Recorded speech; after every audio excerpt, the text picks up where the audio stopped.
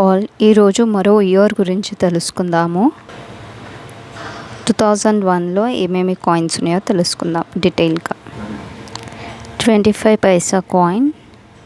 25 పైసా coin వచ్చేసి 1957 to 2002 వరకు ఉండే. దీని బ్యాక్ సైడ్ వచ్చేసి రైనోసార్ సింబల్ ఉంటుంది.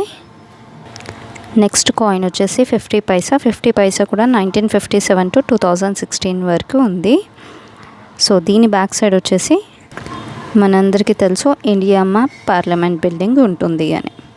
నెక్స్ట్ వచ్చేసి 1 రూపీ కాయిన్. 1 రూపీ కాయిన్ వచ్చేసి 1962 నుంచి స్టార్ట్ అయింది మనకి. 1 రూపీ కాయిన్ బ్యాక్ సైడ్ వచ్చేసి నేషనల్ ఎంబలం. 1962 నుంచి ఇప్పుడు ప్రజెంట్గా ఏంటి మనది 2024 ఇయర్.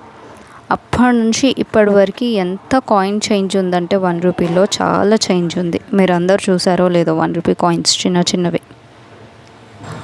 నెక్స్ట్ వచ్చేసి 2 rupees coin. Front side national emblem, back side వచ్చేసి ఇండియా మ్యాప్, మధ్యలో వచ్చేసి మీరు చూస్తే క్లియర్గా ఫ్లాగ్ ఉంటుంది. National integrity coin. నెక్స్ట్ కూడా 2 రూపీస్ కాయినే. ఈ 2 రూపీస్ కాయిన్ బ్యాక్ సైడ్ ఏముందో చూద్దాం. 2 రూపీస్ బ్యాక్ సైడ్ వచ్చేసి డాక్టర్ శ్యామ్ ప్రసాద్ ముఖర్జీ 2001. ఇది ఒక సెంచరీ కాయిన్. ఇతను పుట్టింది 6th July 1901.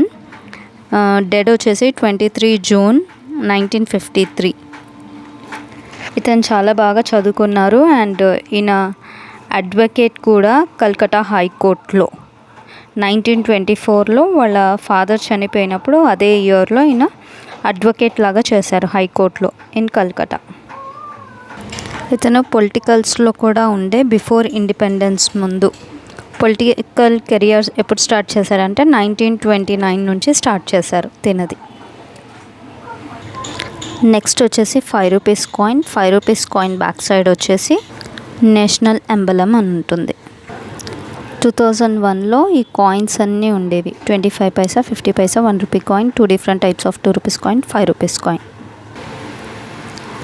దీని బ్యాక్ సైడ్ వచ్చేసి ఇలా రైనోసార్ సింబల్ 25 పైసా బ్యాక్ సైడ్, 50 పైసా back side Indian map, parliament building, 1 rupee coin back side national emblem, 2 rupees coin back side India map. ఇది ఇంకో శ్యామ్ ప్రసాద్ ముఖర్జీ అని. 2 rupees coin back side, 5 rupees coin back side national emblem అనే ఉంటుంది. ఈ coins అన్నీ 2001 ఇయర్లోవి.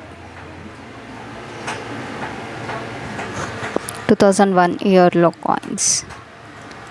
Thanks for watching. Thanks to all. Please like, share and subscribe.